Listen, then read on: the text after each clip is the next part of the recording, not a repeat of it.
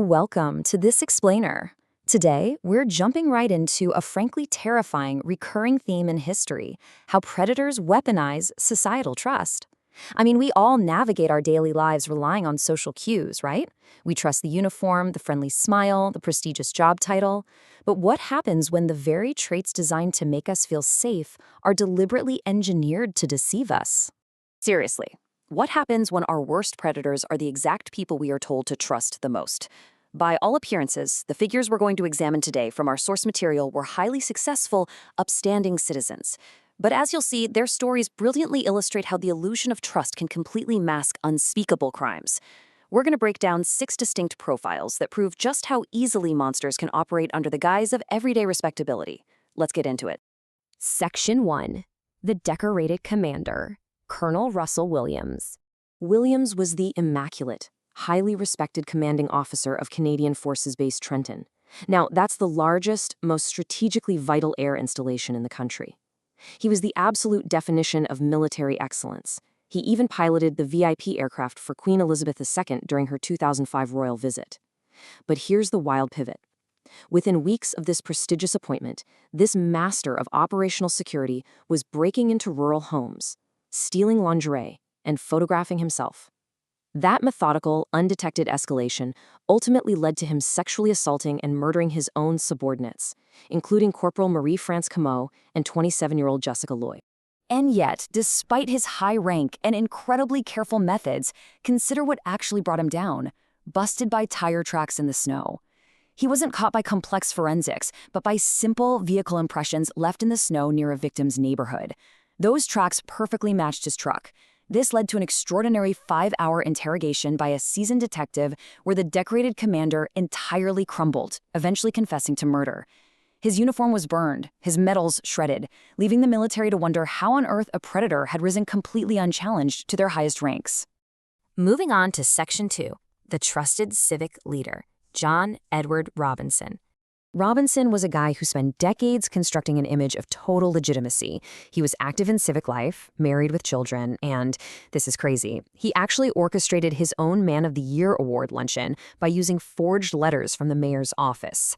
But behind this facade of self-made success and his mentorship programs, Robinson became one of the very first predators to weaponize the emerging internet back in the 1990s.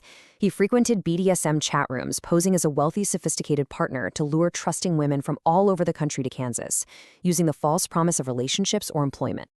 8. That number represents the bodies of the women eventually found on his rural property and hidden in a storage facility.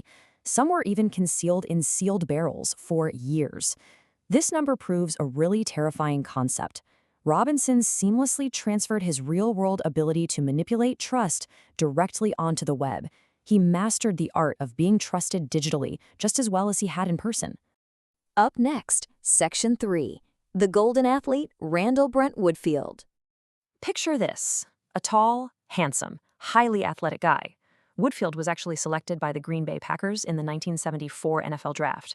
And even though he was cut before the season started, he carried that golden boy exterior into absolutely everything he did. Women let him in, businesses trusted him. He had this smile that disarmed people instantly, but beneath it, an absolute monster. He became known as the I-5 Killer, utilizing Interstate 5 to approach victims at their workplaces across Washington, Oregon, and California. He'd often pose as someone with legitimate business before launching his cold, calculated attacks. Investigators eventually linked him to at least 44 savage sexual assaults and multiple murders. 44. This was a sprawling geographic reign of terror.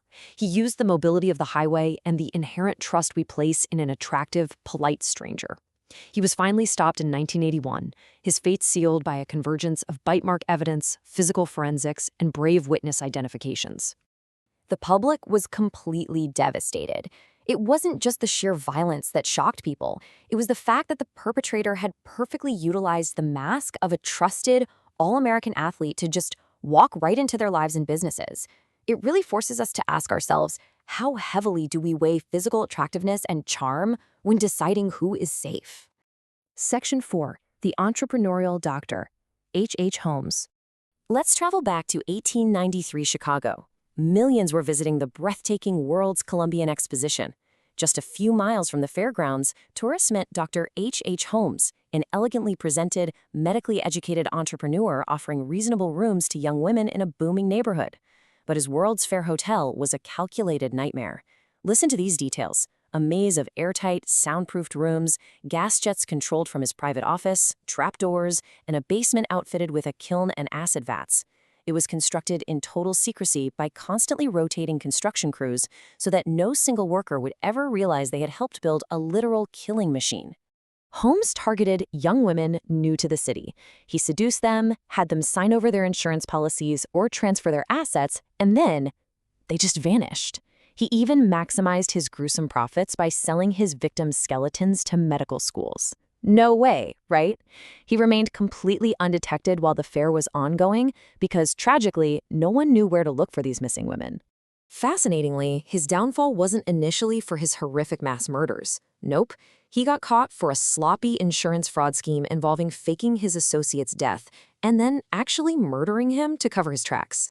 He was eventually hanged in 1896, making a bizarre final request to be buried in 10 feet of solid cement. So, a man who spent his life making people disappear wanted, in the end, to disappear completely himself. Section 5. The Charismatic Socialite, Andrew Cunanan. In the wealthy social circles of 1990 San Francisco, Andrew Cunanan was impossible to miss. He was devastatingly charming, effortlessly witty, fluent in multiple languages, had a reported IQ of 147, and was universally liked. Wealth was a language he spoke flawlessly. But his prestigious high school yearbook quote, "After me, the flood," perfectly foreshadowed the destruction he was going to bring.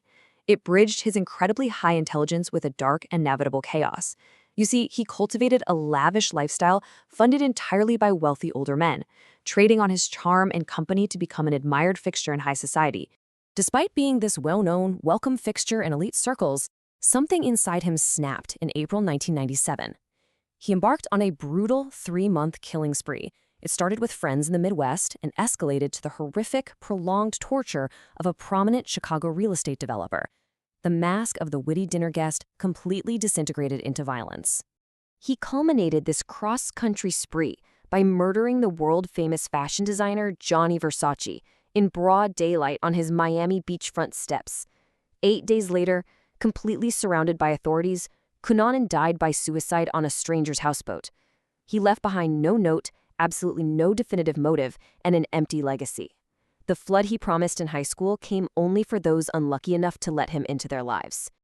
And finally, Section 6. The Neighborhood Candyman, Dean Corll. In the early 1970s, in Houston's Heights neighborhood, Carl was the cheerful, soft-spoken man who freely handed out sweets to children from his family's candy company. He let them hang around the shop and greeted their parents with an easy, familiar smile. But the juxtaposition here is just pure horror. The friendly man with the candy was, at the time, the most prolific serial killer in American history. Carl used teenage accomplices, paying them in cash and gifts, to lure young boys, many from poor or troubled households, to his home under the guise of parties, where they were subjected to unthinkable sexual torture and murder. 28. When his own teenage accomplice, Elmer Wayne Henley, finally turned on him and shot him, the ensuing investigation unearthed at least 28 bodies buried across 3 locations. Finding those bodies completely devastated a community that had implicitly trusted the Candyman. I mean, these weren't strangers. These were the boys of the Heights, children who had taken sweets directly from the hands of their murderer. So, as we wrap up this explainer, I want to leave you with this final provocative thought. How well do we truly know the prominent figures around us?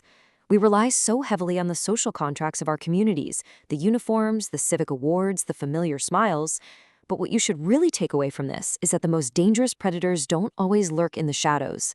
They are often the ones hiding right in plain sight, shaking our hands in the light of day. Stay safe, stay observant, and thank you so much for joining me for this explainer.